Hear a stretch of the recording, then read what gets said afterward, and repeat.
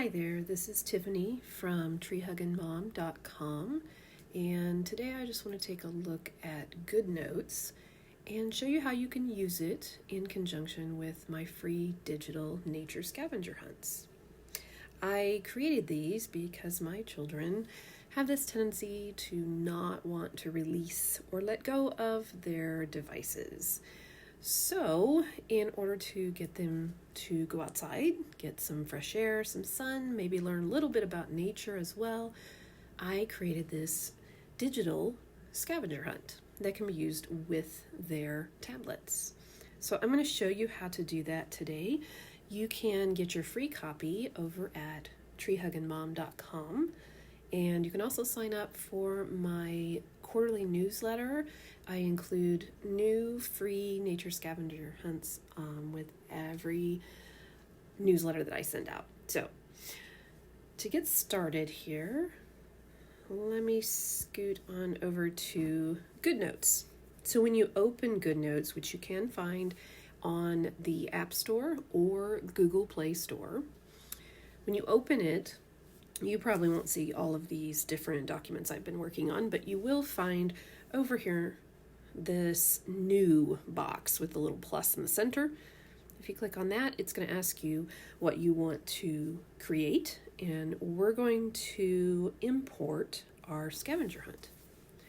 I'm going to choose the leaves scavenger hunt for this time here to demonstrate. And this is what it looks like when it opens up. So there are a couple of different views for GoodNotes for your documents. If you go up to the upper right corner, you'll see there is a pencil icon. And if you click on that, it allows you to toggle back and forth between this toolbar view and then just this view here, which simply allows you to scroll between pages without fear of accidentally marking on your document. So I'm going to go back to the toolbar view that we see here.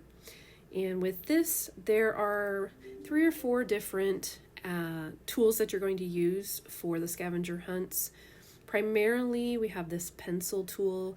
There is an eraser tool in case you make a mistake. There's also the image tool and then the camera tool.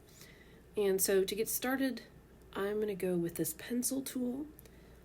You can see here these 3 colored dots popped up when I chose that tool. The one on the right here has a drop down. You can choose a color from this wide selection here, or if you want to get a little bit more specific with your colors, you can enter the hex code if you know how that works. You can also click on this little box here next to the hex code box, and you can get a color wheel. So I could say I want to go more for an orange, and I like, oops, it's giving me a little bit more reddish than orange there. And then move this around. It's a nice kind of almost a pumpkin-y color, so we'll go with that. Click off of that box, and then you can either use your finger or a pen or another stylus to color. You can color to your heart's content. You can choose also up here next to the color selection, you have different sizes of pens. I use the thicker pen when I'm doing coloring, and I use the thinner pen when I want to write. If I made a mistake and I wanted to erase something, I would click on that tool and then simply erase. Again, 3 different sizes up here. The smaller one is for more precise erasing. I just want to do a little bit of erasing right in there. And the larger one is to erase obviously bigger areas. So let's away that color there.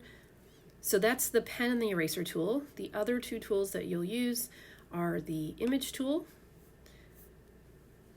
which pops up a selection of your most recent photos that you've taken from your camera roll. And so I have a leaf that I took a picture of, so I'm just going to click on that. Now, if the image that you want is not in that small selection, you just click on the image tool again, and it will pop up all of your images from your camera roll. So here with this, there's a couple of things you can do. Obviously, all you have to do really is just touch, tap, and move. You can move this around.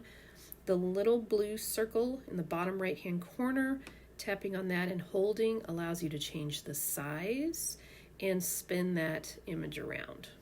Okay. It also, if you just tap and release, gives you the option of cropping.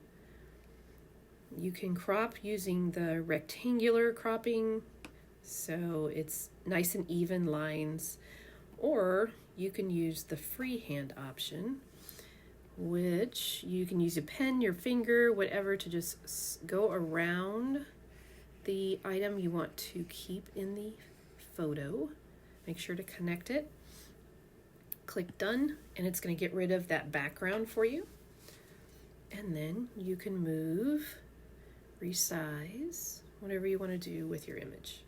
Now the camera tool up here next to the image tool is a direct link to your camera. It will ask you if GoodNotes can have access to your camera. You say yes, and then it will pop up whatever it is you're looking at with your camera view. So you take a picture and then you click on Use Photo, and it will pop up right inside this document, just like you were downloading, or just like you were clicking on one of those images up there from your camera roll. So both of those are great, and I use those a lot for, I incorporate that a lot for the scavenger hunts so that kids can collect these items without really collecting the items. So that's about all there is to it. I hope that you enjoy these free nature scavenger hunts. Again, you can get them at treehuggingmom.com. And if you have any questions, feel free to drop me a line, send me an email, and I'm happy to help out. Thanks a lot, and have a great day.